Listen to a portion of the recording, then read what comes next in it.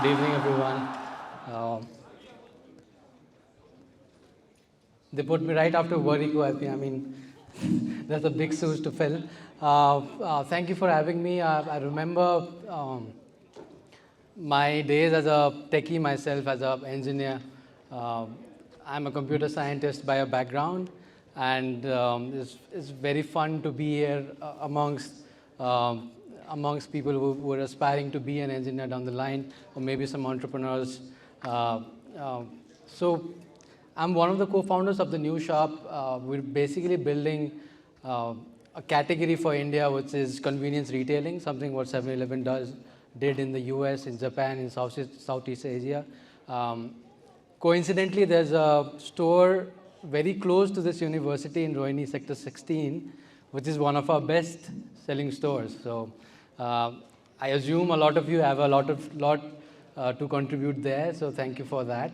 Um, so when we started the new shop, me and my co-founders Asta and Charak, when we really decided that this is what we wanted to do in life in March 2019, we were kind of jotting down what kind of impact can we really get out of this.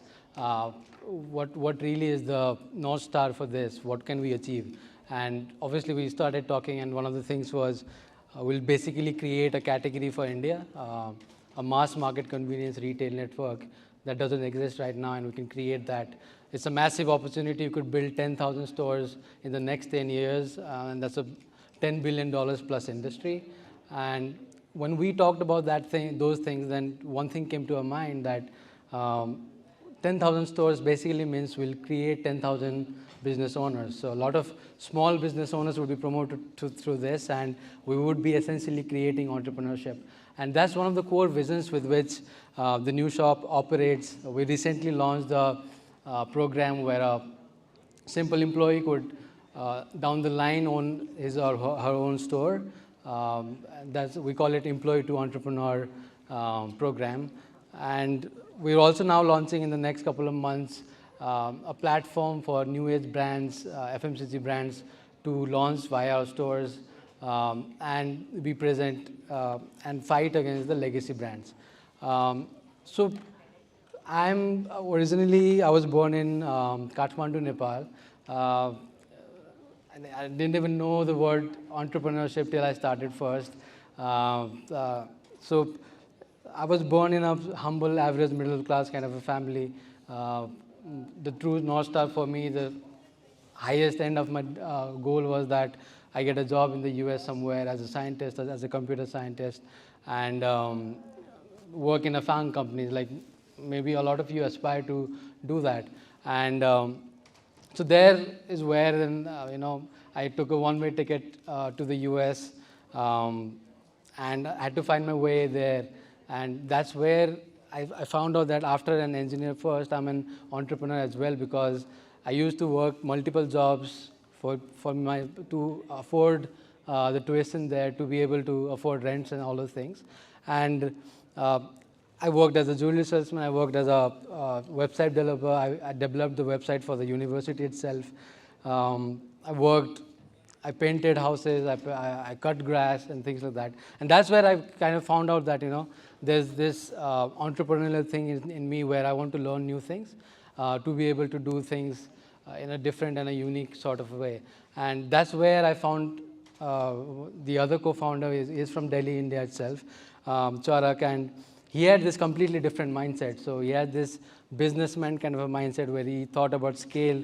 It talked about things in a very big, in a very large kind of scale, and that's where a lot of my learnings as an entrepreneur comes from him as well. And so in the US, so basically I was studying, I was doing jobs for me to afford my study, and then Charak and I simultaneously worked on projects to make projects and probably make some money on the side. And that's where we launched the first startup. So I was 18 or 19 back then, second year student, just like you guys. And we built our first phone game. It was built on the first generation iPhone. So it was way back then, like 2002 2011-ish. And so we did it and we made it like a business out of it. We then introduced Asta into the company with Charak's elder sister. She is a multiple master's degree holder. She likes to study, so quite contrary to us. And we asked her to market the product for us and then build some graphics for the game. And then that game we did about $5,000 a month back then. So I was 19 and we're making like $5,000 a month through that game. We're basically very famous in our own university. So I went to University of Louisiana at Lafayette. And that was the first time where a couple of college kids at 19 launched the product and made it mainstream. So that was my first startup, and that basically the experience there was that I could see that I could be an entrepreneur down the line. This is something I could see myself doing for the rest of my life, and I can also think bigger. I mean, it doesn't have to be a job per se in terms of doing something big in life.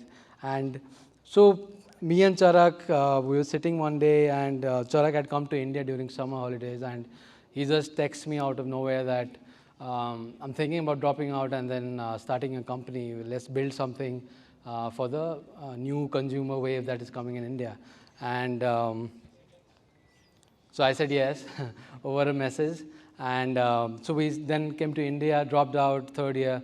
My family was kind of shocked that I did that. Again, I came from a very middle class kind of a family where going to the US by itself was such a big dream for people back home that dropping out was like was a big blow to them as well. And then, so we came to India. Otherwise, it went fantastic. We created this consumer-focused social media platform called Smartican. I don't know if you knew it back then. We focused a lot on college students as well. And what we built back then was what Instagram Explore and TikTok is today. So basically content recommendation engine where you would be served content on the basis of your interest and not your circle per se. We grew it to about 1 million users, monthly active users. The problem with social media companies that we realized that back then was it's very difficult to scale it without a lot of capital. And we had raised about 4 or 5 crores into that company, but we couldn't raise more because a lot of investors couldn't see why people would want to see content from someone they don't know. So this was back in 2015. So we pivoted that company into a services-based company. We did a lot of digital marketing, online reputation management. It was based out of Singapore. We did more than $10 million of revenue in that company. And in 2017, 18-ish, we exited that company, sold to one of our existing clients. And then the journey for the new shop came. So the new shop, the idea behind new shop came when we were actually traveling in a local train from Andheri to Churchgate in Mumbai. Our second startup was based out of Mumbai. The office was there. And so we had one of the vada pavs or whatever you get there in the thela at the railway station because we were super hungry. We were working like 15, 16 hours per day, and then we didn't have any access to good food. So we had to get something on the go. And so we had one of those things, and I remember all three of us fell sick. Asta actually got typhoid out of it. And that's where this whole thing struck that, there's so many people on the go right now, so many young people on the workforce. They're traveling all the time. They're working at different hours. They don't have the time to stop at a restaurant to eat or something like that. And there is a space for these people to, shop at in a hygienic and standardized manner. And funny enough, we're also based out of Singapore. And in Singapore, if you see, there's a 7-Eleven literally every 100 meters. So it's such a big concept there because the population is such that it worked. So it kind of was a light bulb moment for us. We decided we wanted to build something of that manner in India, in an Indianized manner. And obviously, it all circles back to the first point where then we saw that not only we can create a category in this, where it can be a $10 billion plus industry, because there's not many players in this market, and India has a potential of 1 lakh such stores. And but also create that entrepreneurs through our business, and whether it's through employees that we turn into business owners, whether it's franchising and turn normal shop owners to a small business owners, or introducing the range of new age brands and MSME brands where they can then foster and then grow with us. And funny enough, I'll tell you a story. There was a packaging SME, small medium enterprise, that employs women over 50 years old. So very good company. And during COVID, because packaging industry kind of gift packaging industry, got bombed, so it didn't work. So he was on the verge of closing the business itself. And we came in and said that, why don't you create this range of fusion Indian snacks, and maybe we could do something. And now he doesn't have to fire anyone.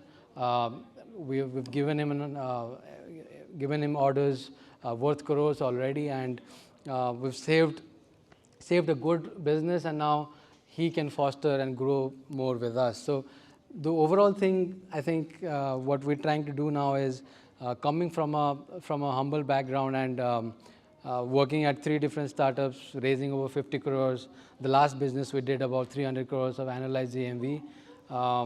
What we've learned is that entrepreneurship is a boon, and we need to share it more and more. And that's one of the core visions of what we do, what I do, what my co-founders do. And one of the things that we want to push forward through events like these is the idea that there can be small micro ecosystems of entrepreneurship, where even a company that small like ours can foster so many entrepreneurs, can help homegrown brands, can help small-time employees to one day become a business owner and make a good living out of it. Yeah, so basically we want to push this idea, and hope a lot of you also kind of make this loud in terms of how businesses can have a grander vision. It's not about just returning money to the investors and making revenues and profits. We're, for example, a 100 crore revenue business, but for us, those 100 entrepreneurs that have created through our ecosystem and the 10 other employees that are going to be business owners down the line is more important, and that's more impactful. So you will see us in the next 10 years doing more than 10,000 stores. We hope to have a lot of you on board as entrepreneurs as well, in some form or the other, whether it's through the products you build, the businesses you build, or shopping with us or working with us. Thank you for your time. I think it's been great. I hope everything works out for you guys, and we'll do something.